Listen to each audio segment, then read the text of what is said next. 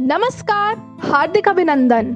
स्वतंत्रता दिवस की 75वीं वर्षगांठ के अवसर पर फिर से पेश है आप सभी के लिए एक और सेनानी की कहानी, मॉडर्नाइट्स की जुबानी।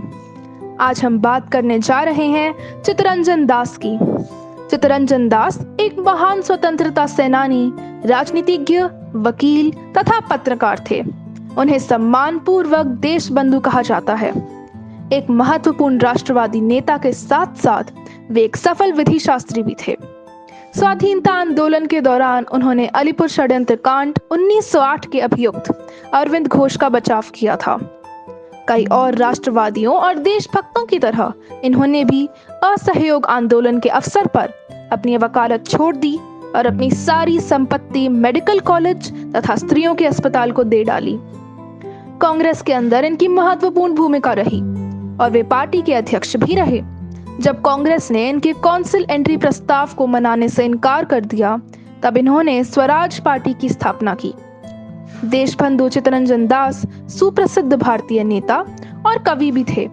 उनके पिता का नाम श्री भुवन मोहन दास था, जो सॉलिसिटर थे और बंगला में कविताएं भी लिखा करते थे। सन 1890 ईस्वी में बीए पास करने के बाद चित्तरंजन दास आईसीएस होने के लिए इंग्लैंड गए और सन 1892 ईस्वी में बैरिस्टर होकर स्वदेश लौटे।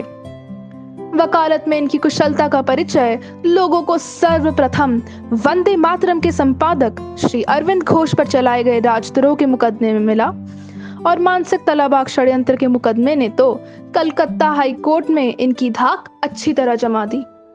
इतना ही नहीं, इस मुकदमे में उन्होंने जो निस्वार्थ भाव से अथक परिश्रम किया और तेजस्वितापूर्ण वकालत का परिचय दिया, उसके कारण समस्त भारतवर्ष में राष्ट्रीय वकील नाम से इनकी ख्याति फैल गई। इस प्रकार के मुकदमों में ये पारिश्रमिक भी नहीं लेते थे। चित्तरंजन दास ने अपनी चलती हुई वकालत छोड़कर गांधी जी के असहयोग आंदोलन में भाग लिया और पूर्णतः राजनीति में आ गए। उन्होंने विलासी जीवन व्यतीत करना छोड़ दिया और भारतीय राष्ट्रीय कांग्रेस के सिद्धांतों का प्रचार करते हुए सारे देश का भ्रमण किया। उन्होंने अपनी समस्त संपत्ति और विशाल प्रसाद राष्ट्रीय हित में समर्पित कर दिए। वे कलकत्ता के नगर प्रमुख निर्वाचित हुए। चित्तरंजन दास सन 1922 ईस्वी में भारतीय राष्ट्रीय कांग्रेस के अध्यक्ष नियुक्त हुए, लेकिन उन्होंने भारतीय शासन विधान के अंतर्गत संवर्धित धारासभाओं से अलग रहना ही उचित समझा। इसलिए उन्होंने मोतीलाल नेहरू और एनसी केलकर के सहयोग से स्वराज पार्टी की स्थापना की, जिसका उद्देश्य था स्वतंत्रता आंदोलन को आगे बढ़ाना। श्री दास के नेतृत्व में स्वराज पार्टी ने देश में इतना अधिक प्रभाव बढ़ा लिया कि तत्कालीन भारत मंत्री लॉर्ड बर्केनहेड के लिए भारत में सांविधानिक सुधारों के लिए चित्तरंजन दास से कोई ना कोई समझौता करना जरूरी हो गया। लेकिन दुर्भाग्यवश अधिक परिश्रम करने और जेल जीवन की कठिनाइयों को न सह सकने के कारण श्री चित्तरंजन दास बीमार पड़ गए और 16 जून 1925 ईस्वी को उनका निधन हो गया। अपनी मृत्यु से कुछ समय पहले देशबंधु ने अपना घर और उसके साथ की जमीन को महिलाओं के उत्थान के लिए राष्ट्र के नाम कर दिया। अब इस प्रांगण में चित्तरंजन राष्ट्रीय कैंसर संस्थान स्थित है।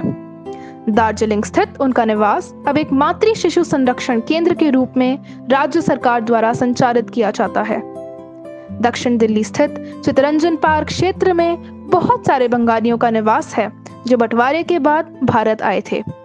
उनके नाम पर देश के विभिन्न स्थानों पर अनेक संस्थानों का नाम रखा गया है। देश चित्तरंजन दास के द्वारा किए गए कार्यों के लिए उन्हें हमेशा याद रखेगा। जय हिंद, जय भारत।